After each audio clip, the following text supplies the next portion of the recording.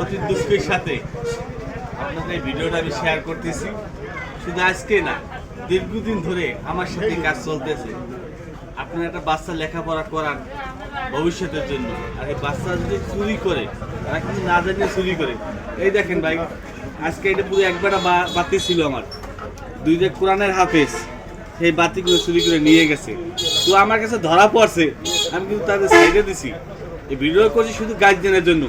আপনাদের বাচ্চাদের আপনার সামনে রাখেন, সামাইলে রাখেন। তো শুধু এটা না, এই যে আমার বেটারিও নিয়ে গেছে চুরি করিয়া।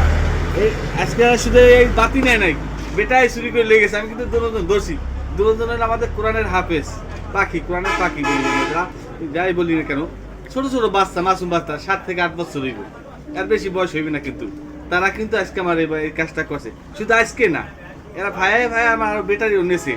তো শুধু আমি তো বাচ্চাদের সাইডে দিচ্ছি কি জন্য, তারা একটা কোরআনের লেখাপড়া করতেছে, এই জন্য আমি এই ভিডিওটা করছি আপনাদের গার্জেনের জন্য।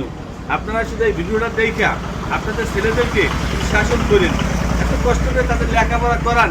তারা যদি এসে দোকানে চুরি করে, এটা কেমন দেখায় ভাই? তাই আমি ভিডিওটা করছি শুধু আপনাদের বোঝানোর জন্য। আপনাদের বাচ্চাদের একটু সামনে রাখেন, যে কোনো দোকান আইসা যেন চুরি না করে।